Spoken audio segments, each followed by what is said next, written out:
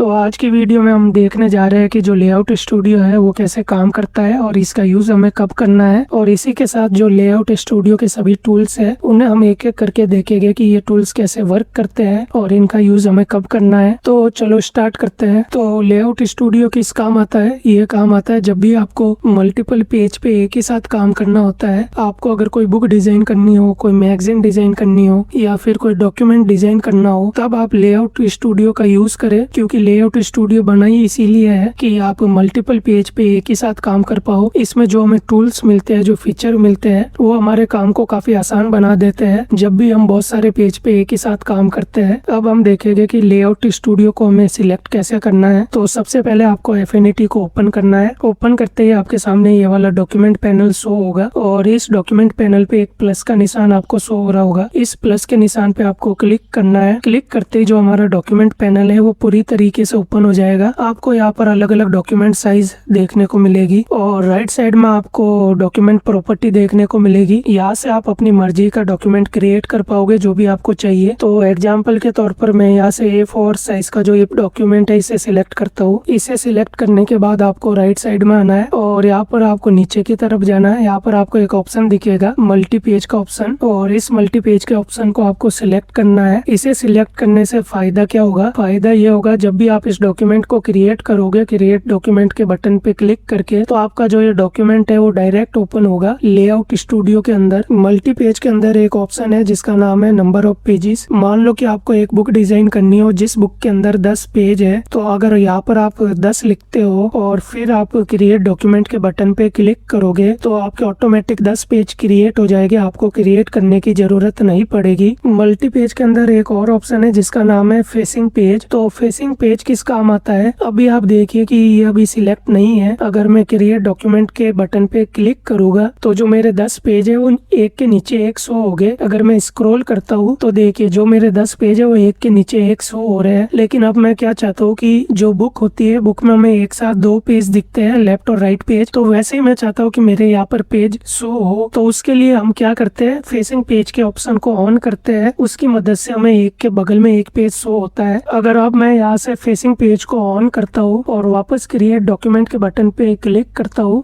तो आप देखिए कि जो मेरे पेजेस है वो एक के बगल में एक है, और जो हमारा पहला पेज होता है वो हमेशा सिंगल होता है। तो अगर अब मैं स्क्रॉल करूँ तो देखिए एक के बगल में एक पेज है। मल्टी पेज के नीचे एक ऑप्शन है जिसका नाम है मार्जिन। आपको इसे भी सिलेक्ट करना है। तो मार्जिन क्या है और ये किस काम आता है? मान लो कि आपने कोई डॉक्यूमेंट क्रिएट किया, अब आप उस डॉक्यूमेंट के अंदर कोई टेक्स्ट ऐड करते हो, कोई इमेज ऐड करते हो, और अब आप चाहते हो कि जो आपका वो पेज है जो आपने क्रिएट किया उसका जो बॉर्डर है और जो आपका टेक्स्ट है या जो भी इमेज है, इन दोनों के बीच में कुछ स्पेस हमेशा रहे, ताकि जब भी आप प्रिंट करो या फिर प्रिंट करने के बाद अपने पेज को कट करो तो जो आपका कंटेंट है वो सेफ रहे, जो आपका टेक्स्ट है, जो इमेज है वो ना कटे। तो इसलिए हम अपने पेज के अंदर मार्जिन को ऐड करते हैं ताकि जो हमारा कंटेंट है और जो हमारा पेज का बॉर्डर है इन दोनों के बीच में थोड़ा सा स्पेस रहे। मार्जिन के ऑप्शन को सिलेक्ट करने के बाद यहाँ पर आपको 4 ऑप्शन दिखाई दे रहे होंगे, इनर, आउटर, टॉप, बॉटम। तो ये क्या चीज है? आप जो भी डॉक्यूमेंट क्रिएट कर रहे हो आप उसमें ऊपर से कितना स्पेस चाहते हो, मतलब कितनी मार्जिन चाहते हो, नीचे से कितनी मार्जिन चाहते हो, दाएं बाएं से कितनी मार्जिन चाहते हो। तो यहाँ पर इनकी अलग अलग वैल्यू फिल करके आप अपने हिसाब से मार्जिन क्रिएट कर सकते हो। जैसे मैं यहाँ पर 20 फिल करता हूँ तो देखिए जैसे मैंने 20 लिखा, सब में ऑटोमेटिक 20 फिल हो चुका है। तो ये ऑटोमेटिक कैसे हुआ? ये इस चेन की मदद से हुआ है। ये चेन ऊपर से लेके नीचे तक कनेक्ट है। अगर मैं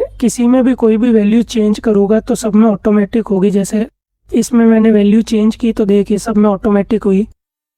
तो देखिए सब में ऑटोमेटिक वैल्यू चेंज हो रही है। और अब मैं चाहता हूँ कि सब में अलग अलग वैल्यू दूं, तो वो कैसे दूंगा? इस चेन पे मैं क्लिक करूंगा तो ये चेन अब डिस्कनेक्ट हो चुकी है ऊपर से नीचे तक। अब हम सब में अपनी मर्जी से वैल्यू दे सकते हैं। तो वैल्यू देने के बाद मैं क्रिएट डॉक्यूमेंट के बटन पे क्लिक करूंगा। क्लिक करने के बाद मेरा डॉक्यूमेंट क्रिएट हो जाएगा और डॉक्यूमेंट के अंदर एक ब्लू कलर का बॉर्डर आपको शो हो रहा होगा। तो ये ब्लू कलर का बॉर्डर हमें क्या बता रहा है? ये बता रहा है कि इसके अंदर का जो भी ये एरिया है ये हमारा सेफ एरिया एरिया है, सेव जोन है, जहाँ पर हम अपना कंटेंट ऐड करेंगे, चाहे वो टेक्स्ट हो, इमेज हो या कोई शेप हो। और जो इस ब्लू कलर के बॉर्डर का बाहर का एरिया है, ये हमारा मार्जिन है जो हमने अभी क्रिएट किया है। हमारे पेज के बॉर्डर के बीच और हमारे कंटेंट के बीच में कितना स्पेस होना चाहिए, इसी चीज को हम मार्जिन बोलते हैं, ताकि जब हम प्रिंट करें तो हमें कोई दिक्कत ना आए। मार्जिन के नीचे एक और ऑप्शन है जिसका नाम है ब्लीड। इसको आपको ऑन करना है। इस ऑप्शन को आपको तभी ऑन करना है जब आप अपने डॉक्यूमेंट को प्रिंट करवाना चाहते हो। अगर आप अपने डॉक्यूमेंट को डिजिटली सिर्फ अपने कंप्यूटर में सेव करना चाहते हो तो इस ऑप्शन को ऑन मत करना। तो ब्लीड की मदद से हम क्या करते हैं कि जो हमारा डॉक्यूमेंट है उसके बाहर का कुछ एरिया हम एक्स्ट्रा और लेते हैं, ताकि जब हम प्रिंट करवाते हैं और अपने डॉक्यूमेंट को कट करते हैं तो वो बिल्कुल अच्छे तरीके से कट हो। इसलिए हम उस डॉक्यूमेंट के अलावा भी कुछ एक्स्ट्रा एरिया और लेते हैं बाहर का। जैसे कि अगर मैं इसकी वैल्यू यहाँ पे 20 देता हूँ और क्रिएट डॉक्यूमेंट के बटन पे क्लिक करता हूँ, तो आप देखिए मेरा डॉक्यूमेंट क्रिएट हो चुका है। ये मेरा शेप एरिया है, ये हमारी मार्जिन है, जो ये स्पेस आपको दिख रहा है। और पेज के बाहर का जो ये स्पेस आपको दिख रहा है ब्लू बॉर्डर के अंदर, ये हमारा ब्लीड एरिया है। मतलब कि जितना हमारा पेज है उसके अलावा भी हमने कुछ एक्स्ट्रा एरिया और लिया है, ताकि जब हम इसे प्रिंट करवाए और कट करें, हमारा जो ये पेज है ये बिल्कुल सही तरीके से कट हो। तो अब हम क्या करेंगे, अब हम लेआउट स्टूडियो को समझेंगे। जो यहाँ पर इंपॉर्टेंट ऑप्शंस थे उन्हें हमने देख लिया है कि वो कैसे काम करते हैं। तो मैं यहाँ पर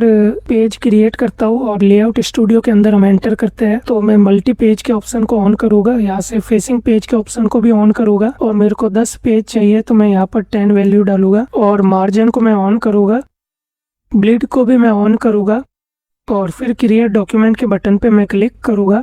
और अब हम प्रॉपर तरीके से लेआउट स्टूडियो के अंदर आ चुके हैं। तो आप लेआउट स्टूडियो में जैसे ही एंटर करोगे तो सबसे लेफ्ट साइड में आपको टूल्स दिखेंगे, इसके बगल में आपको पेजेस दिखेंगे और ये हमारा वर्किंग एरिया है जहाँ पर हमें हमारे सारे पेजेस यहाँ पर शो होंगे। जो भी आपको एडिट वगैरह करना है, कुछ ऐड करना है तो वो आप यहाँ पर करोगे। इसके बगल में कलर पैनल, लेयर पैनल वगैरह भी आपको दिखेंगे। अभी हमने यहाँ पर 10 पेज ऐड किए हैं। अगर आपको इसके अलावा भी और पेज ऐड करना है तो आपको इस पेजेस के ऑप्शन पे आना और यहाँ पर देखिए एक बटन है, ये ऐड पेज का बटन है। इस पे आप जैसे ही क्लिक करोगे तो आपके सामने ये ऐड पेज का पैनल ओपन होगा और आपको कितने पेज यहाँ पर ऐड करना है वो यहाँ पर आपको लिखना है। जैसे मैं चाहता हूँ कि 5 पेज और ऐड हो जाए, फिर आपको ओके के बटन पे क्लिक करना है।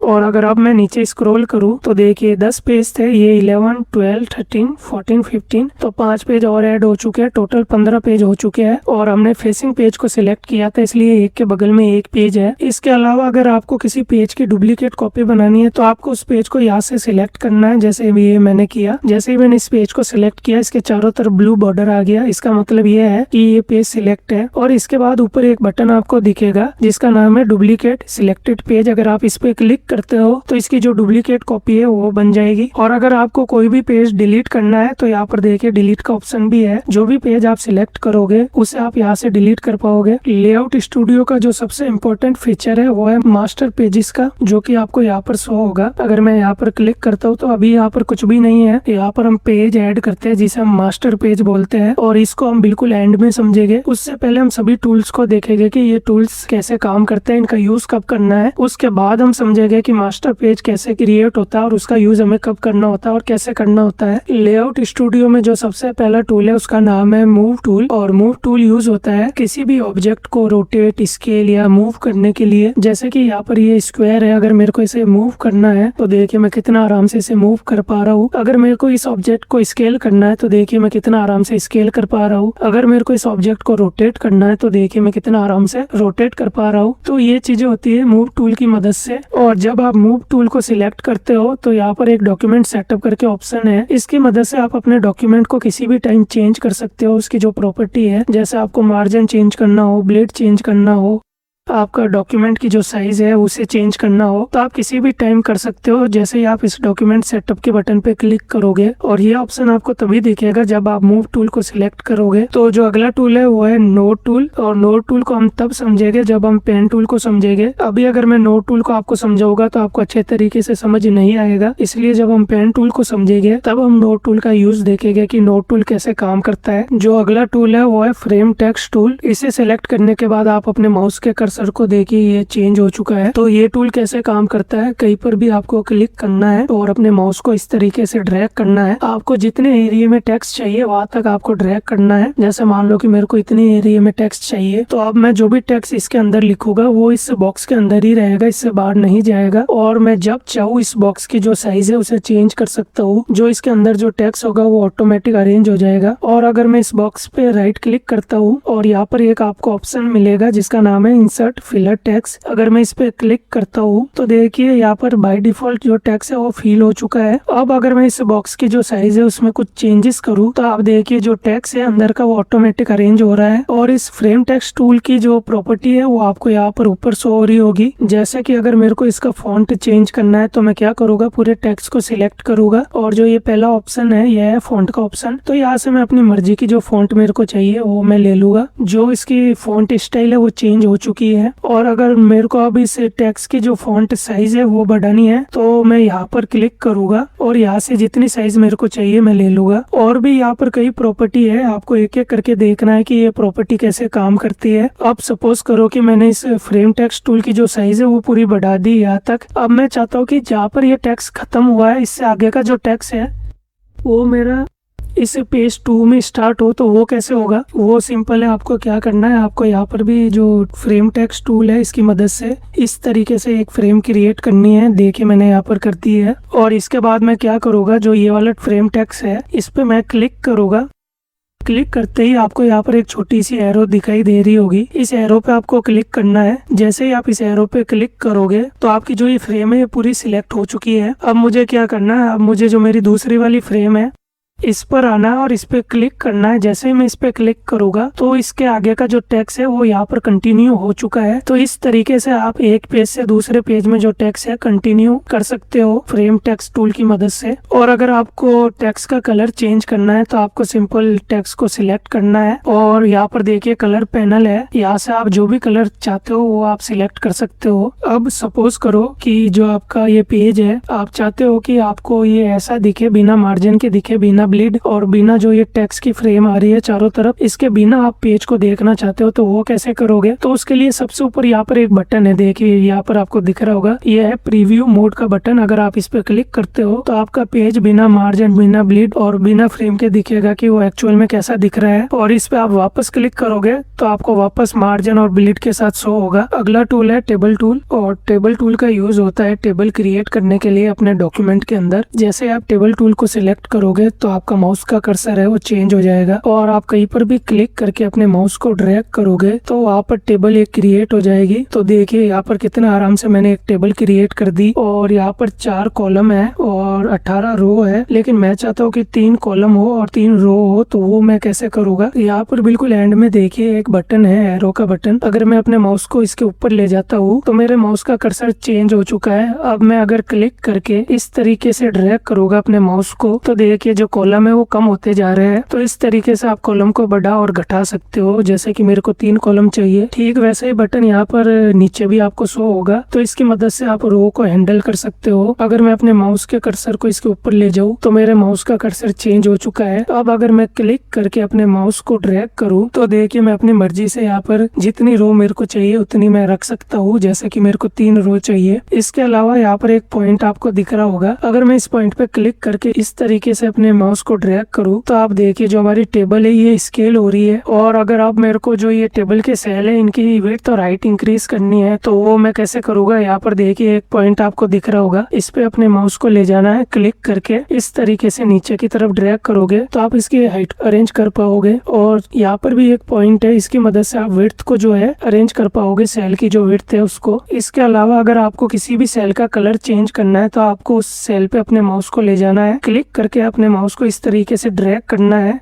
तो वो सेल ऑटोमेटिक सिलेक्ट हो जाएगा। अब आपको क्या करना है, प्रॉपर्टी बार में आना है और यहाँ पर देखिए एक सेल का ऑप्शन है, इस पे आपको क्लिक करना है और यहाँ से अपनी मर्जी का जो कलर आप सेल को देना चाहते हो दे सकते हो। और अगर आप टेबल को सिलेक्ट करते हो और प्रॉपर्टी बार में ये वाला ऑप्शन आपको दिख रहा होगा जिसका नाम है टेबल, इस पे आप क्लिक करोगे तो आपके सामने ये पैनल ओपन होगा। यहाँ पर एक सेल का ऑप्शन है, अगर आप इस पे जाओगे तो आप यहाँ से भी जो आपकी सेल की विड्थ और हाइट है उन्हें बढ़ा सकते हो। जैसे अगर मैं यहाँ पर 50 करता हूँ तो देखिए मेरी सेल की विड्थ है वो बढ़ चुकी है। और अगर मैं हाइट को भी बढ़ाता हूँ, अगर मैं यहाँ पर 30 करता हूँ तो देखिए जो मेरी सेल की हाइट है वो भी बढ़ चुकी है। अगला टूल है टेक्स्ट टूल, और टेक्स्ट टूल की मदद से आप अपने डॉक्यूमेंट के अंदर टेक्स्ट को ऐड कर सकते हो। अगर आप कहीं पर भी क्लिक करते हो वहाँ पर आप अपनी मर्जी का टेक्स्ट लिख सकते हो, जैसे हेलो। तो देखिए मैंने यहाँ पर हेलो लिखा और इसके चारों तरफ ये पॉइंट आ चुके हैं। तो इन पॉइंट की मदद से आप इस टेक्स्ट की जो साइज है वो बढ़ा और घटा सकते हो। और अगर आप पूरे टेक्स्ट को सिलेक्ट करते हो और प्रॉपर्टी बार में आपको ये ऑप्शन दिख रहा है, यहाँ से भी आप इसकी फॉन्ट साइज को बढ़ा और घटा सकते हो। और जो पहला ऑप्शन आपको दिख रहा है ये फॉन्ट का ऑप्शन है। आप यहाँ से अपनी मर्जी का फॉन्ट स्टाइल चूज कर सकते हो अपने टेक्स्ट के लिए। और यहाँ पर एक डबल ए करके ऑप्शन है, अगर आप इस पे क्लिक करते हो तो आप अपने टेक्स्ट को अपर केस लोअर केस में कन्वर्ट कर सकते हो। जैसे मैं अपर केस पे क्लिक करता हूँ तो आप देखिए जो मेरे सारे लेटर है वो कैपिटल हो चुके हैं। और भी यहाँ पर कई प्रॉपर्टी है, इन्हें आप एक एक करके चेक करना। और अगर आप टेक्स्ट का कलर चेंज करना चाहते हो तो कलर पैनल में से आप कोई भी कलर सिलेक्ट करोगे तो आपका टेक्स्ट उस कलर में हो जाएगा। अगला टूल है पेन टूल, और पेन टूल को आप जैसे ही सिलेक्ट करोगे तो आपके माउस का कर्सर पेन के रूप में चेंज हो जाएगा। और पेन टूल की मदद से आप शेप क्रिएट कर सकते हो, लाइन ड्रॉ कर सकते हो, कर्व ड्रॉ कर सकते हो। अगर मैं पेन टूल को सिलेक्ट करने के बाद कहीं पर भी क्लिक करूंगा तो वहाँ पर इस तरीके का स्क्वायर नोड आ जाएगा। और सेकंड क्लिक जहाँ पर भी मैं करूंगा तो एक लाइन ड्रॉ हो जाएगी। और आप चाहो तो इस लाइन की जो विड्थ है वो बढ़ा सकते हो। आपको ऊपर प्रॉपर्टी बार में आना और ये वाला ऑप्शन आपको दिख रहा है, यहाँ से आप इस लाइन की जो विड्थ है वो बढ़ा सकते हो। अब अगर मैं कहीं पर भी क्लिक करूंगा तो आप देखिए यहाँ पर एक शेप क्रिएट हो रही है। और एक बार जहाँ पर आप शेप को क्लोज कर देते हो तो फिर उसके बाद आप जहाँ पर भी क्लिक करोगे तो एक नई शेप क्रिएट होगी। अगर आपको इसके बॉर्डर का कलर और जो अंदर का कलर है ये दोनों चेंज करना है तो यहाँ पर ऊपर प्रॉपर्टी बार में देखिए दोनों कलर के ऑप्शन आपको शो हो रहे होंगे। तो यहाँ से आप ब्लू कलर की जगह जो कलर आप चाहते हो वो यहाँ से आप सिलेक्ट कर सकते हो। और इसी तरीके से जो बॉर्डर का कलर है वो भी आप अपनी मर्जी से सिलेक्ट कर सकते हो। फिलहाल जो फील कलर है इसे मैं हटाता हूँ इस बटन पे क्लिक करके, इसका मतलब है नॉन कलर सिलेक्टेड। तो जैसे मैंने इस बटन पे क्लिक किया तो जो मेरा फील कलर है वो पूरी तरीके से हट चुका है। अब सिर्फ मेरे को बॉर्डर शो होगा। अब अगर मैं कहीं पर क्लिक करता हूँ और वापस से एक और क्लिक करता हूँ तो एक लाइन क्रिएट होगी। और इस लाइन के बीच में मेरे को कोई पॉइंट चाहिए तो मैं अपने कर्सर को वहां पर लाऊंगा और क्लिक करूंगा तो वहां पर एक पॉइंट क्रिएट हो जाएगा। तो इस तरीके से आप और पॉइंट क्रिएट कर सकते हो। और अगर आपको कर्व ड्रॉ करनी है तो आपको क्या करना है, आपको एक क्लिक करना है और जहाँ पर भी आप दूसरा क्लिक करोगे वहां पर आपको अपने क्लिक को होल्ड करके रखना है, क्लिक को छोड़ना नहीं है। अभी मैंने क्लिक को छोड़ा नहीं है। अब मैं अपने माउस को ड्रैग करूंगा तो देखिए वहां पर एक कर्व ड्रॉ हो चुकी है। तो इस तरीके से आप कर्व को ड्रॉ कर सकते हो। पेन टूल के अंदर आपको 4 मोड दिखाई देंगे। यहाँ पर आप प्रॉपर्टी बार में देखिए जो पहला मोड है इसका नाम है पेन मोड, जो कि बाय डिफॉल्ट सिलेक्ट रहता है। और इसके अंदर इन 3 मोड के फीचर्स है, मतलब इन तीनों मोड का मिक्स है ये पेन मोड। और इससे जो अगला है वो है स्मार्ट मोड। अगर मैं स्मार्ट मोड को सिलेक्ट करता हूँ और कहीं पर भी मैं क्लिक करता हूँ तो वहाँ पर कर्व क्रिएट होगी। आप इसकी मदद से लाइन क्रिएट नहीं कर सकते। इससे अगला है पॉलीगॉन मोड। अगर मैं पॉलीगॉन मोड को सिलेक्ट करता हूँ और कहीं पर भी मैं इस तरीके से क्लिक करूंगा तो आप देखिए सब जगह सिर्फ लाइन क्रिएट हो रही है। आप इसकी मदद से कर्व को क्रिएट नहीं कर सकते। इससे अगला है लाइन मोड। लाइन मोड की मदद से सिर्फ आप लाइन को क्रिएट कर सकते हो। तो लाइन मोड को सिलेक्ट करने के बाद अगर मैं कहीं पर भी क्लिक करता हूँ तो देखिए एक लाइन क्रिएट हो चुकी है। अब अगर मैं तीसरा क्लिक कहीं पर भी करूंगा तो देखिए ये वाला पॉइंट इस वाले पॉइंट से ज्वाइन नहीं है जैसे पॉलीगॉन मोड में था। तो इसकी मदद से आप सेपरेट लाइन क्रिएट कर सकते हो जितनी लाइन आपको चाहिए। अब सपोज करो कि मैंने ये कर्व एक ड्रॉ की है। अब मेरे को जो ये पॉइंट्स है इन्हें चेंज करना है तो वो मैं कैसे करूंगा। अगर मैं पेन टूल की मदद से चेंज करूँ तो देखिए ये चेंज नहीं हो रहा, उल्टा जहाँ पर मैं क्लिक करता हूँ वहाँ पर ये कर्व एक और क्रिएट हो जाती है। तो इन पॉइंट को अरेंज कैसे करना होता है उसके लिए हम यूज करते हैं नोड टूल को। और नोड टूल आपको यहाँ पर दिखाई दे रहा होगा, जो मैंने आपको बोला था ना जब हम पेन टूल को समझेंगे तब हम नोड टूल को देखेंगे। तो नोड टूल को आपको सिलेक्ट करना है और नोड टूल की मदद से आप किसी भी पॉइंट को अपने हिसाब से अरेंज कर सकते हो। और आप जैसे ही किसी पॉइंट पे क्लिक करते हो तो आपको ऐसे 2 पॉइंट और दिखाई दे रहे होंगे। तो इन पॉइंट की मदद से भी आप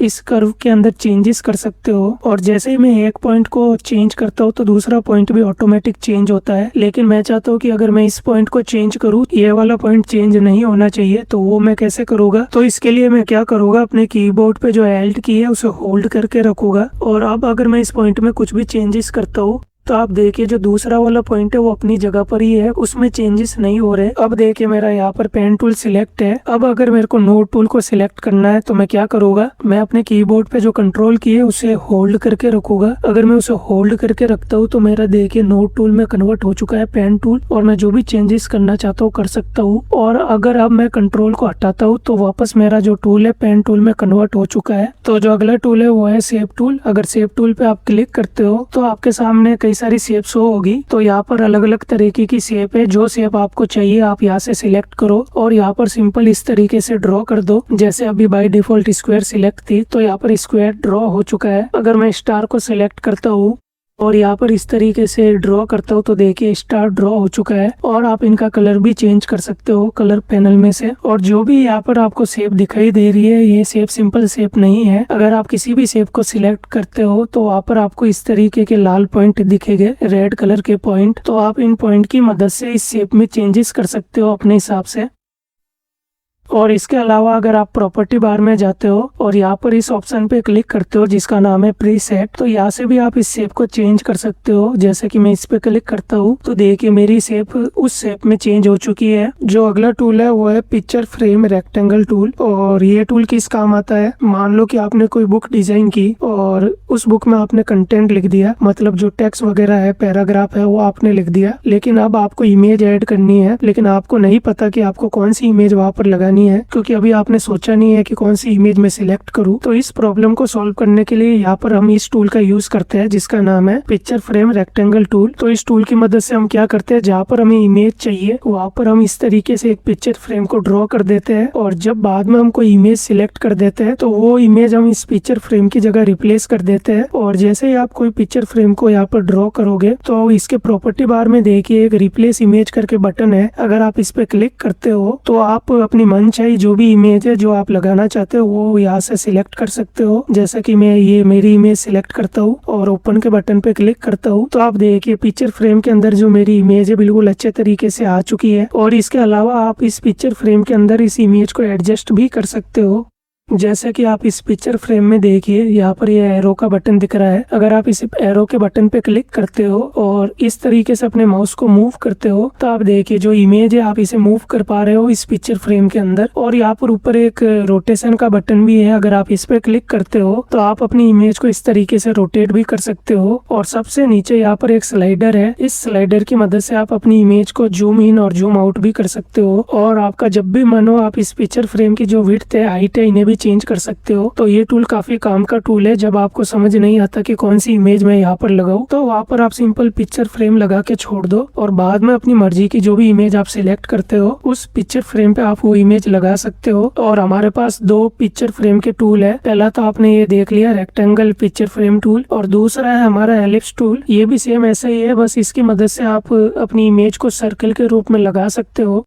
तो देखिए जैसे मैंने इस एलिप्स टूल की मदद से ड्रॉ किया तो यहाँ पर एक सर्कल शेप में पिक्चर फ्रेम आ चुकी है। अब आप जो भी इमेज यहाँ पर लगाओगे वो सर्कल के रूप में आपको दिखेगी। जैसे कि अगर मैं प्रॉपर्टी बार में जाऊँ और रिप्लेस के बटन पे क्लिक करूँ और यहाँ से अपनी मर्जी की इमेज को मैं सिलेक्ट करूँ और ओपन के बटन पे क्लिक करूँ तो आप देखिए जो मेरी इमेज है वो इस पिक्चर फ्रेम के अंदर आ चुकी है। अगला टूल है प्लेस टूल, और प्लेस टूल किस काम आता है, तो आप इस टूल की मदद से अपनी कोई भी इमेज को इम्पोर्ट कर सकते हो अपने डॉक्यूमेंट के अंदर। आप जैसे इस टूल पे क्लिक करोगे तो आपका ये पैनल ओपन हो जाएगा और यहाँ से आप अपनी मर्जी की जो भी इमेज है उसे सिलेक्ट करके अपने डॉक्यूमेंट के अंदर इंपोर्ट कर सकते हो। जैसे मैं ये वाली इमेज को सिलेक्ट करता हूँ और ओपन के बटन पे क्लिक करता हूँ तो ओपन के बटन पे क्लिक करते ही आप मेरे माउस के कर्सर को देखिए ये चेंज हो चुका है। अब अगर मैं कहीं पर भी क्लिक करता हूँ और इस तरीके से ड्रॉ करता हूँ तो आप देखिए जो मेरी इमेज है वो यहाँ पर प्लेस हो चुकी है। तो इस तरीके से आप प्लेस टूल का यूज करके अपनी इमेज को अपने डॉक्यूमेंट के अंदर इंपोर्ट कर सकते हो। तो जो अगला टूल है वो है डेटा मर्ज लेआउट टूल, और ये टूल काफी इंपॉर्टेंट टूल है, काफी काम का टूल है। तो ये टूल क्या काम आता है, ये काम आता है आपके डिजाइन को किसी डेटा फाइल के साथ कनेक्ट करने के लिए। तो यहाँ पर डेटा फाइल का क्या मतलब है, तो मैं आपको एग्जांपल के तौर पे समझाता हूँ। सपोज करो कि किसी कंपनी ने आपसे कॉन्टेक्ट किया और उस कंपनी ने आपको बोला कि आपको एक ID कार्ड को डिजाइन करना है उनके एम्प्लॉय के लिए, और कंपनी ने आपको एक डेटा फाइल सेंड की जिसके अंदर जो एम्प्लॉयज है उनकी इन्फॉर्मेशन है, जैसे कि एम्प्लॉय एम्प्लॉय का नाम, एम्प्लॉय की आईडी, एम्प्लॉय की इमेज। तो अब आपने क्या किया, आपने एक आईडी कार्ड का डिजाइन तैयार किया। अब इसके बाद आप क्या करते हो, जो डेटा फाइल आपको कंपनी ने सेंड की है एम्प्लॉयज की, उसके हिसाब से इस आईडी कार्ड के अंदर इंफॉर्मेशन चेंज करते हो, जैसे कि इमेज, एम्प्लॉय का नाम, एम्प्लॉय की आईडी। अब सपोज करो कि जो डेटा फाइल कंपनी ने आपको सेंड की, उस डेटा फाइल के अंदर जो 100 एम्प्लॉय है उनका डेटा है, तो इसका मतलब क्या हुआ, इसका मतलब ये हुआ कि अब आपको 100 बार इमेज को चेंज करना पड़ेगा, 100 बार नाम को चेंज करना पड़ेगा, 100 बार आईडी को चेंज करना पड़ेगा। तो इसमें आपका काफी ज्यादा टाइम वेस्ट होगा और एक ही चीज को आप बार बार रिपीट करोगे तो आप इरिटेट हो जाओगे। तो इसी चीज को हैंडल करने के लिए हम यूज करते हैं डेटा मर्ज लेआउट टूल। तो ये टूल क्या काम करता है, जो आपकी डेटा फाइल है उसे डायरेक्ट कनेक्ट करता है आपके डिजाइन के साथ। आपको कुछ भी नहीं करना पड़ता, जो इसके अंदर की इंफॉर्मेशन है, जो भी आप चेंज करवाना चाहते हो वो ऑटोमेटिक चेंज हो जाती है जैसे ही आपकी डेटा फाइल आपके डिजाइन के साथ कनेक्ट होती है। जिस भी डिजाइन में आपको बार बार इंफॉर्मेशन चेंज करनी पड़ती है तो वहाँ पर आप डेटा मर्ज लेआउट टूल का यूज करें, आपकी जो घंटों की मेहनत है वो कुछ ही सेकंड में कंप्लीट हो जाएगी। तो अब हम देखेंगे कि जो ये टूल है कैसे काम करता है। तो आपको इस टूल को सिलेक्ट करना है। जैसे ही आप इस टूल को सिलेक्ट करोगे आपके माउस का कर्सर चेंज हो जाएगा। अगर अब मैं कहीं पर भी क्लिक करता हूँ और इस तरीके से अपने माउस को ड्रैग करता हूँ तो आप देखिए यहाँ पर 4 बॉक्स बन चुके हैं। तो जो ये लेआउट बना है 4 बॉक्स का, इसका काम क्या है, इसका काम ये है कि अगर आप अपने डॉक्यूमेंट को 4 पार्ट में डिवाइड करना चाहते हो या इससे ज्यादा पार्ट में डिवाइड करना चाहते हो तो आप इस लेआउट की मदद से अपने एक सिंगल डॉक्यूमेंट को इतने पार्ट में डिवाइड कर सकते हो। जैसे कि अगर मैं मूव टूल को सिलेक्ट करके इसे इस तरीके से मूव करूं और प्रॉपर जो डॉक्यूमेंट की साइज है उस हिसाब से अरेंज कर दूं तो आप देखिए हमारा जो डॉक्यूमेंट है 4 पार्ट में डिवाइड हो चुका है। अब अगर मैं यहाँ से सेव टूल को सिलेक्ट करता हूँ और पहले वाले बॉक्स के अंदर कुछ भी बनाता हूँ तो वो सेम चीज कॉपी होके जो बाकी के बॉक्स है उनके अंदर शो होगी। लेकिन मेरे को अभी ये 4 बॉक्स नहीं चाहिए, मेरे को सिंपल एक बॉक्स चाहिए। तो मैं वापस डेटा मर्ज टूल को सिलेक्ट करूंगा और इसके प्रॉपर्टी बार में देखिए आपको ये ऑप्शन दिखेगा, ये रो का ऑप्शन है। इसे यहाँ से मैं 1 कर दूंगा तो देखिए अब हमारे पास एक ही रो है लेकिन अभी हमें 2 कॉलम दिखाई दे रहे हैं। तो जो इससे अगला ऑप्शन है ये कॉलम का ऑप्शन है, तो मैं इसे भी 1 कर दूंगा। तो अब ये हमारे जो डॉक्यूमेंट की पूरी साइज है वो ले रहा है, उसे डिवाइड नहीं कर रहा। तो अब मैं क्या करूंगा, यहाँ पर बेसिक सा जो आईडी कार्ड का डिजाइन है वो तैयार करूंगा। तो वो मैं कैसे करूंगा, मैं सिंपल यहाँ से जो ये शेप टूल है इसे सिलेक्ट करूंगा और इस तरीके से इस शेप को मैं ड्रॉ करूंगा। फिर मूव टूल की मदद से इसे मैं अरेंज कर दूंगा अपने डॉक्यूमेंट के हिसाब से और इसका कलर बिल्कुल लाइट ले लूंगा। तो इसके बाद मैं क्या करूंगा, जो ये पिक्चर फ्रेम वाला टूल है इसे मैं सिलेक्ट करूंगा और जहाँ पर मुझे मेरे एम्प्लॉय की इमेज चाहिए वहां पर इसे मैं लगा दूंगा।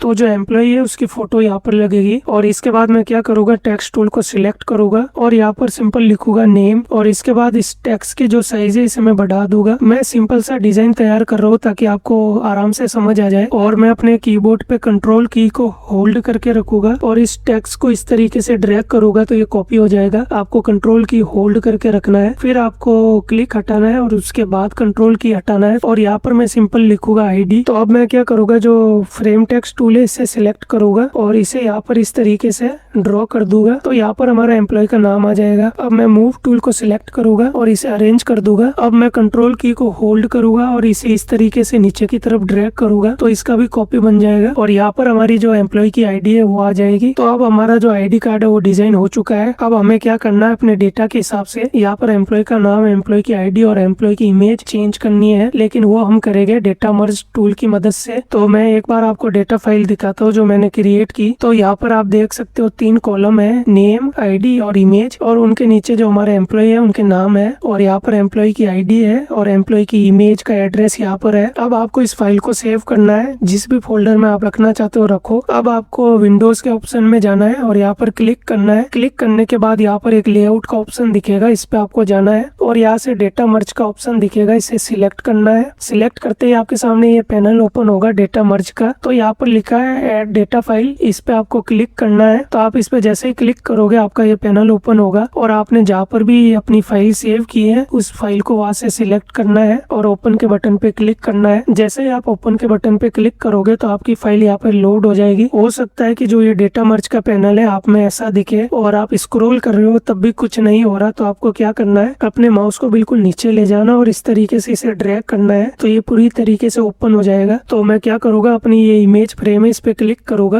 तो मेरी इमेज फ्रेम सिलेक्ट हो चुकी है और यहाँ पर एक ऑप्शन आ रहा है बाइंड फील्ड, तो इस पे मैं क्लिक करूंगा और आपको कौन सा कॉलम है जो इसके साथ अटैच करना है। अगर मैं अपनी डेटा फाइल में दिखाऊं तो इमेज के लिए मैंने एक कॉलम बनाया है जिसका नाम है इमेज। तो मैं यहाँ से क्या करूंगा, इस बटन पे क्लिक करूंगा और जो इमेज का कॉलम है इसे मैं सिलेक्ट करूंगा। तो यहाँ पर इमेज लोड हो चुकी है। अब मैं क्या करूंगा, जो यहाँ पर मैंने फ्रेम टेक्स्ट टूल की मदद से एक फ्रेम बनाई है इस पे मैं डबल क्लिक करूंगा ताकि ये फ्रेम सिलेक्ट हो जाए और यहाँ पर एक बटन आएगा इंसर्ट फील्ड, तो इस पे मैं क्लिक करूंगा और अब मैं यहाँ पर कौन सा कॉलम कनेक्ट करना चाहता हूँ, नेम का कॉलम, तो मैं इसे सिलेक्ट करूंगा और इसके नीचे आईडी का जो कॉलम है वो है तो मैं इस पे भी डबल क्लिक करूंगा और इंसर्ट फील्ड के बटन पे क्लिक करूंगा और यहाँ से आईडी के कॉलम को इससे कनेक्ट कर दूंगा। अब मेरे को क्या करना है, जो ये जनरेट का बटन है इस पे क्लिक करना है। इस पे क्लिक करते ही जो मेरा डेटा है उस हिसाब से मेरे 4 आईडी कार्ड बन जाएंगे, प्रॉपर नाम, आईडी और इमेज के साथ। तो अभी आप देखिए जो इसकी फॉन्ट साइज है वो काफी ज्यादा छोटी है, तो मैं इसकी फॉन्ट साइज बढ़ा देता हूँ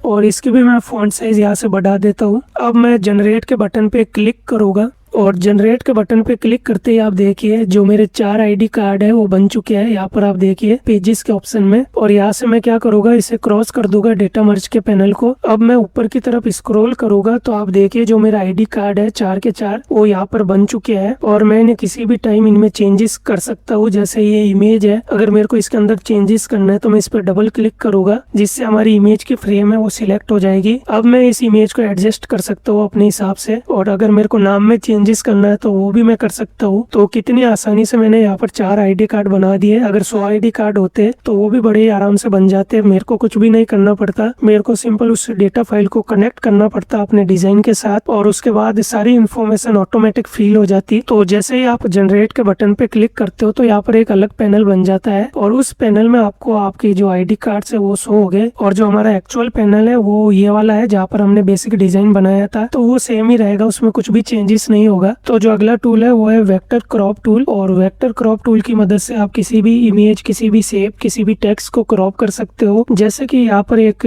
कैट की शेप है जो कि मैंने शेप टूल की मदद से यहाँ पर ड्रॉ की है। क्रॉप टूल को सिलेक्ट करूंगा और क्रॉप टूल को जैसे ही मैं सिलेक्ट करूंगा जो मेरी ये कैट की शेप है इसके चारों तरफ एक बॉक्स आ जाएगा और इस बॉक्स की मदद से मैं इस कैट की शेप को क्रॉप कर सकता हूँ। जैसे कि मैं यहाँ पर क्लिक करके इस तरीके से अपने माउस को ड्रैग करूंगा तो देखिए मैं बड़े ही आराम से इसे क्रॉप कर पा रहा हूँ। जितना एरिया मेरे को चाहिए मैं उतना रख सकता हूँ। इसके अलावा जो ये आपको बॉक्स दिख रहा है आप इसे भी मूव कर सकते हो। ये देखिए कितना आराम से मैं इस बॉक्स को मूव कर पा रहा हूँ, तो ऐसे भी आप एडजस्ट कर सकते हो। और इसके अलावा जो अंदर की ये शेप है इसे भी आप मूव कर सकते हो।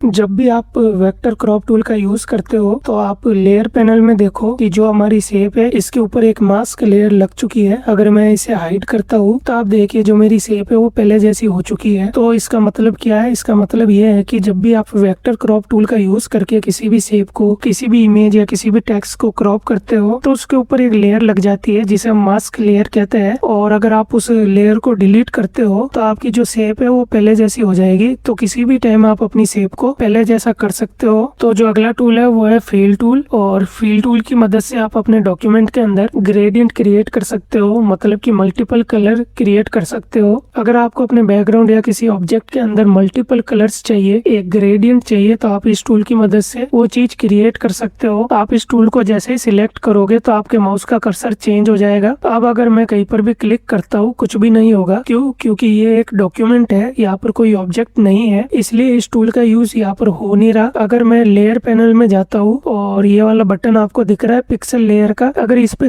क्लिक करता हूँ तो एक एम्प्टी लेयर यहाँ पर क्रिएट हो जाएगी। अब मैं इस टूल का यूज कर सकता हूँ क्योंकि यहाँ पर एक ऑब्जेक्ट है। अगर मैं कहीं पर भी क्लिक करता हूँ और अपने माउस को ड्रैग करता हूँ तो देखिए एक ग्रेडियंट क्रिएट हो रहा है और यहाँ पर आपको 2 पॉइंट देखने को मिलेंगे। तो आप इन पॉइंट का कलर चेंज कर सकते हो। जैसे कि अभी ब्लैक वाला सिलेक्ट है, अगर मैं इसका कलर रेड करता हूँ तो देखिए यहाँ पर रेड कलर हो चुका है। अब अगर मैं व्हाइट वाले पॉइंट को सिलेक्ट करता हूँ और इसका कलर भी मैं चेंज करना चाहूँ तो देखिए इसका कलर मैंने चेंज कर दिया। और अब अगर मेरे को कोई और कलर भी चाहिए तो मैं कहीं पर भी क्लिक करूंगा इस लाइन पर तो वहाँ पर एक और पॉइंट क्रिएट हो जाएगा और वहाँ पर भी मैं कोई सा भी कलर यहाँ पर सिलेक्ट कर सकता हूँ और किसी भी पॉइंट को आप डिलीट कर सकते हो। सिंपल उस पॉइंट को सिलेक्ट करो और डिलीट के बटन को दबाओ तो वो पॉइंट डिलीट हो जाएगा और आप किसी भी टाइम इसे एडजस्ट कर सकते हो अपने हिसाब से। और जैसे ही आप इस टूल को सिलेक्ट करोगे, इसके प्रॉपर्टी बार में देखिए एक टाइप करके ऑप्शन होगा, तो यहाँ से अलग अलग टाइप के ग्रेडियंट आप चूज कर सकते हो। जैसे रेडियल, तो रेडियल की मदद से यहाँ पर एक सर्कुलर ग्रेडियंट आप क्रिएट कर सकते हो। तो यहाँ पर और भी ऑप्शन है, आप एक एक करके देखना। तो जो अगला टूल है वो है ट्रांसपेरेंसी टूल। और ट्रांसपेरेंसी टूल का यूज हम तब करते हैं जब हमको ट्रांसपेरेंट ग्रेडियंट को क्रिएट करना होता है। जैसे कि यहाँ पर एक इमेज आपको शो हो रही होगी, अगर मैं इस इमेज को सिलेक्ट करता हूँ और उसके बाद कहीं पर भी क्लिक करता हूँ और अपने माउस को इस तरीके से ड्रैग करूंगा, तो आप देखिए जो मेरी इमेज है वो नीचे से ट्रांसपेरेंट हो चुकी है और ऊपर से साफ दिखाई दे रही है। तो इसी को हम बोलते हैं ट्रांसपेरेंट ग्रेडियंट। जब भी आपको किसी भी शेप या किसी भी इमेज पे ट्रांसपेरेंट ग्रेडियंट को अप्लाई करना है, तब आप इस टूल का यूज करें और इसके बाद आप चाहो तो एडजस्ट भी कर सकते हो। अब मैं क्या करूंगा, जो ये ऊपर वाला पॉइंट है इस पे क्लिक करूंगा और इसे इस तरीके से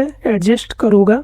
तो अब देखिए ऊपर का जो एरिया है वो बिल्कुल साफ दिखाई दे रहा है और नीचे का जो एरिया है वो ट्रांसपेरेंट दिखाई दे रहा है। अगला टूल है कलर पिकर टूल और इसकी मदद से आप कलर को पिक कर सकते हो। जैसे कि अभी आप अगर मेरे कलर पैनल में देखोगे तो ग्रीन कलर यहाँ से सिलेक्ट है और अब अगर मैं कलर पिकर टूल को सिलेक्ट करता हूँ तो आप मेरे माउस के कर्सर को देखिए ये चेंज हो चुका है। अब मैं क्या करूंगा, जो कलर मेरे को चाहिए उसके ऊपर मैं अपने इस माउस के कर्सर को ले जाऊंगा और वहां पर मैं क्लिक करूंगा तो देखिए आप मेरे कलर पैनल में वो कलर सिलेक्ट हो चुका है। तो इस तरीके से आप कलर पिकर टूल का यूज करके कलर को सिलेक्ट कर सकते हो किसी भी इमेज में से, किसी भी शेप में से। अब देखिए मैंने यहाँ से कलर पिकर टूल को सिलेक्ट नहीं किया और अगर अब मैं कलर पैनल में जाता हूँ तो यहाँ पर आपको एक आइकन दिख रहा होगा कलर पिकर टूल का। अगर मैं इस पे क्लिक करता हूँ और अपने माउस के क्लिक को होल्ड करके रखता हूँ तो देखिए मेरा जो माउस का कर्सर है वो चेंज हो चुका है कलर पिकर टूल में। अब मैं कोई भी कलर सिलेक्ट कर सकता हूँ। कलर पिकर टूल के अंदर एक और टूल है, अगर मैं इस पे क्लिक करके रखता हूँ तो यहाँ पर देखिए एक और टूल है जिसका नाम है स्टाइल पिकर टूल। तो इसको अगर मैं सिलेक्ट करता हूँ तो इसकी मदद से मैं क्या कर सकता हूँ, इसकी मदद से मैं किसी भी ऑब्जेक्ट की जो स्टाइल है उसे कॉपी करके किसी दूसरे ऑब्जेक्ट में भी पेस्ट कर सकता हूँ। जैसे आप इस ऑब्जेक्ट को देखिए, ये ऑरेंज कलर की है और जो इसका बॉर्डर है वो ब्लैक कलर का है और इसके बॉर्डर की जो विड्थ है वो काफी ज्यादा है। तो अगर मैं चाहूँ तो ये वाली स्टाइल कॉपी करके इसमें पेस्ट कर सकता हूँ। तो मेरे को सिंपल क्या करना है, अपने स्टाइल पिकर टूल को सिलेक्ट करना है और जिस ऑब्जेक्ट की आप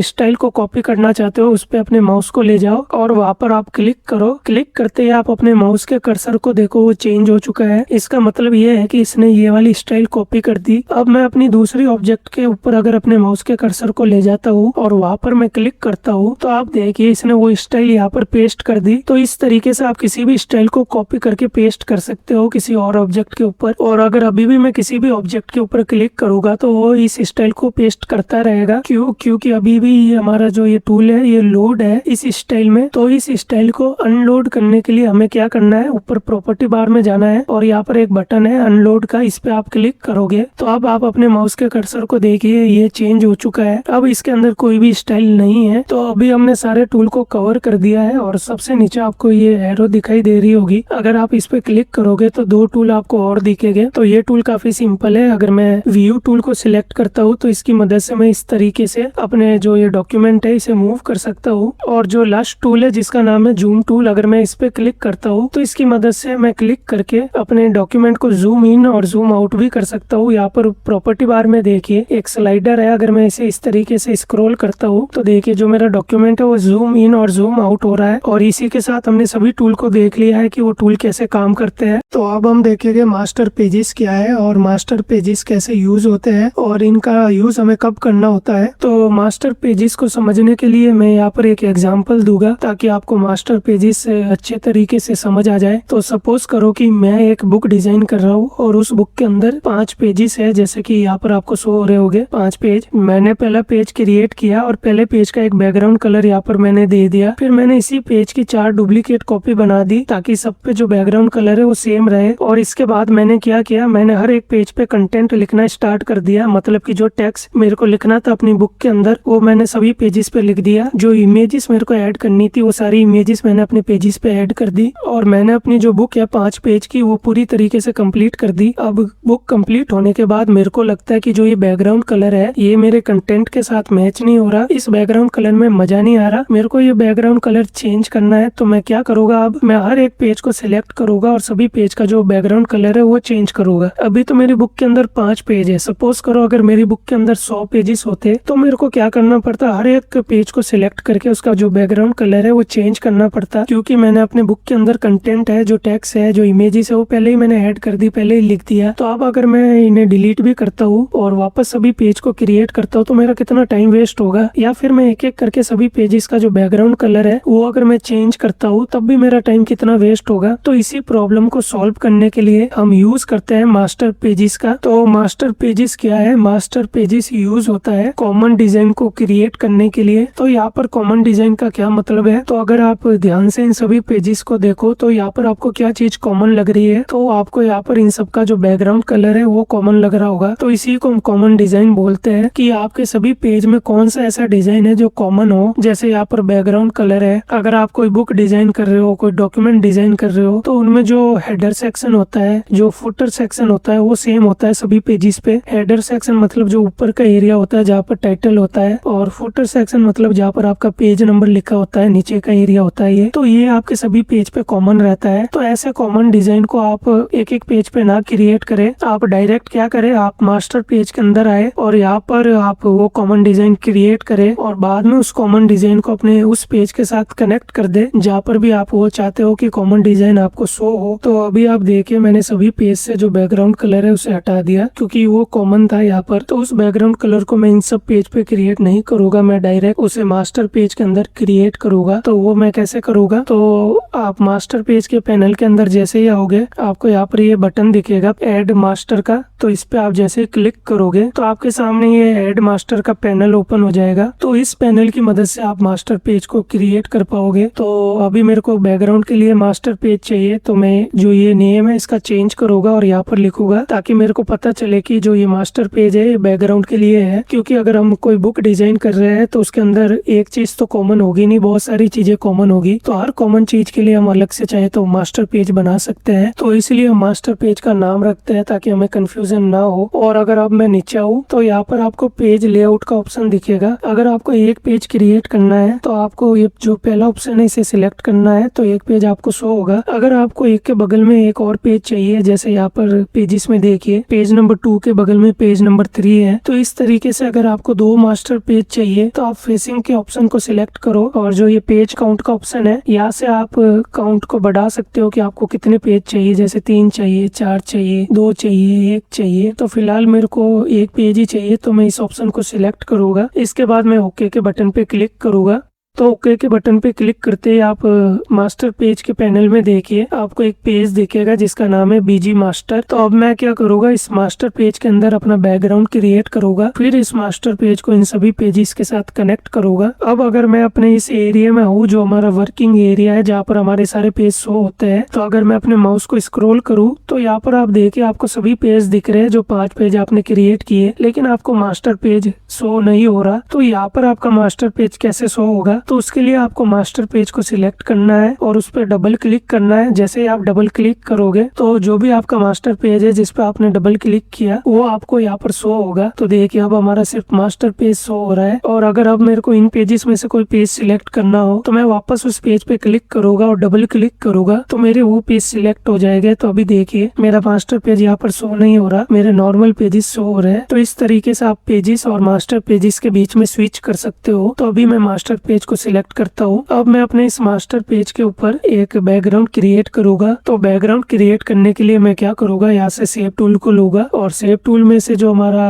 रेक्टेंगल टूल है इसे मैं सिलेक्ट करूंगा और इस तरीके से इसे मैं ड्रॉ कर दूंगा। तो ये पूरी तरीके से हमारे पेज के ऊपर ड्रॉ हो चुका है। अब मैं यहाँ से कोई कलर चूज कर लूंगा जैसे कि लाइट येलो। तो देखिए यहाँ पर ये कलर आ चुका है। तो अब हमारा जो ये बैकग्राउंड कलर है ये रेडी हो चुका है। अब मैं क्या चाहता हूँ, जो ये बैकग्राउंड कलर है ये सभी पेजेस पे अप्लाई हो। तो मास्टर पेजेस को अप्लाई करने के दो तरीके हैं। तो आपको सबसे पहले सभी पेजेस को सिलेक्ट करना है जिन पे भी आपको ये मास्टर पेज अप्लाई करना है और उस पे राइट क्लिक करना है। राइट क्लिक जैसे ही करोगे तो यहाँ पर अप्लाई मास्टर करके ऑप्शन आएगा, आपको इस पे क्लिक करना है। क्लिक करते ही आपके सामने ये अप्लाई मास्टर का पैनल ओपन होगा। तो इसमें जो सबसे पहला ऑप्शन है जिसका नाम है अप्लाई मास्टर, अगर इस पे मैं क्लिक करता हूँ तो यहाँ पर मुझे वो मास्टर पेजेस शो हो गए जो मैंने यहाँ पर क्रिएट किए। अभी मैंने यहाँ पर एक ही मास्टर पेज बनाया है जिसका नाम है बिजी मास्टर, तो मेरे को एक ही शो हो रहा है। अगर मैं बहुत सारे मास्टर पेज बनाता हूँ तो मेरे को वो सारे मास्टर पेज यहाँ पर शो हो गए, और इसलिए हम मास्टर पेज का नाम रखते हैं ताकि हमें सिलेक्ट करते वक्त कोई दिक्कत ना आए। तो अभी मैं इसे ही सिलेक्ट करूंगा। अगला ऑप्शन है टू का ऑप्शन, मतलब कि आपको जो ये मास्टर पेज है कहाँ पर अप्लाई करना है। तो पहला ऑप्शन है ऑल पेजेस का, मतलब आप सभी पेजेस पे अप्लाई करना चाहते हो तो ऑल पेजेस सिलेक्ट करो। अगला ऑप्शन है ऑड पेजेस का। ऑड मतलब कि जो आपके ऑड नंबर होते हैं 1, 3, 5, तो ऐसे ऑड नंबर के पेजेस पे अगर आपको अप्लाई करना है तो आपको ये सिलेक्ट करना है। इससे अगला है इवन पेजेस, मतलब कि 2, 4 जो भी आपके इवन नंबर के पेजेस है वहाँ पर अप्लाई करना है तो आप ये सिलेक्ट करो। और अगर आपको कोई स्पेसिफिक पेज पे अप्लाई करना है, मतलब आपको अपनी मर्जी से किसी पेज पे अप्लाई करना है जैसे 2, 3, तो आपको ये ऑप्शन सिलेक्ट करना है। तो जैसे कि यहाँ पर मैंने सभी पेज को सिलेक्ट किया तो यहाँ पर ऑटोमेटिक फिल हो चुका है 1 to 5। अगर मैं सिर्फ 2 और 3 को सिलेक्ट करता तो यह ऑटोमेटिक 2 और 3 फिल हो जाता। तो इस तरीके से आप अपनी मर्जी के पेजेस पे भी अप्लाई कर सकते हो। और इसके बाद आपको सिंपल ओके के बटन पे क्लिक करना है। ओके के बटन पे जैसे ही आप क्लिक करोगे सभी पेजेस पे जो हमारा ये मास्टर पेज है ये अप्लाई हो जाएगा। तो अभी मैं ओके के बटन पे क्लिक नहीं करूंगा, मैं यहाँ से इसे क्रॉस करता हूँ और दूसरा तरीका भी आपको बताता हूँ। तो अब आपको क्या करना है, मास्टर पेज को सिलेक्ट करना है, इस पे राइट क्लिक करना है। तो यहाँ पर भी आपको एक ऑप्शन दिखेगा अप्लाई मास्टर टू पेजेस। तो इस पे जैसे ही क्लिक करोगे तो आपके सामने ये पैनल वापस शो होगा और इस पैनल में भी सभी ऑप्शन सेम है। और अभी आप स्पेसिफिक पेज पे देखिए आपको कोई भी नंबर शो नहीं हो रहा क्योंकि हमने कोई पेज सिलेक्ट नहीं किया, हमने डायरेक्ट मास्टर पेज को सिलेक्ट किया था और उस पे राइट क्लिक करके इस पैनल को ओपन किया। तो इसलिए यहाँ पर अभी कुछ शो नहीं हो रहा। आप चाहो तो यहाँ पर फिल कर सकते हो, जैसे अगर मेरे को 2 और 3 पे ये मास्टर पेज अप्लाई करना है तो मैंने फिल कर दिया, लेकिन मेरे को अभी सभी पेजेस पे ये बैकग्राउंड चाहिए तो मैं यहाँ से ऑल पेजेस को सिलेक्ट करूंगा और ओके के बटन पे क्लिक करूंगा। और जैसे ही ओके के बटन पे क्लिक करूंगा तो आप सभी पेजेस को देखिए, सभी पेजेस के ऊपर बैकग्राउंड कलर अप्लाई हो चुका है। और अगर आप मेरे को इन सभी पेजेस का जो बैकग्राउंड कलर है वो चेंज करना हो तो अब मेरे को एक एक पेज को सिलेक्ट करके उसे चेंज करने की जरूरत नहीं होगी। अब मैं सिंपल मास्टर पेज को सिलेक्ट करूंगा, अपने बैकग्राउंड कलर को मैं चेंज कर दूंगा। तो आप यहाँ पर सभी पेजेस को देखिए ऑटोमेटिक सबका कलर चेंज हो चुका है। तो ये फायदा है मास्टर पेजेस का कि अगर यहाँ पर 100 पेजेस भी होते तो उनका जो बैकग्राउंड कलर है वो ऑटोमेटिक चेंज होता, मेरे को एक एक करके सिलेक्ट करके चेंज करने की जरूरत नहीं पड़ती। तो मास्टर पेज का यूज आपको तभी करना है जब आपके पेजेस के अंदर कोई डिजाइन कॉमन हो, तब आप उस डिजाइन को अपने मास्टर पेज पे क्रिएट करो और मास्टर पेज को सभी पेजेस के साथ कनेक्ट कर दो, ताकि अगर आपको बाद में उस डिजाइन में कुछ चेंजेस करना पड़े तो आपको एक एक पेज सिलेक्ट करके चेंजेस करने की जरूरत ना पड़े। आप डायरेक्ट मास्टर पेज को सिलेक्ट करो और उसमें चेंजेस करो तो सभी पेजेस में ऑटोमेटिक चेंज हो जाएगा। और यहाँ पर आप और भी मास्टर पेज क्रिएट कर सकते हो आपके डिजाइन के अनुसार। तो इसी के साथ हमने लेआउट स्टूडियो को समझ लिया है, इसके सभी टूल्स को देख लिया है, मास्टर पेजेस को देख लिया है कि ये कैसे काम करता है।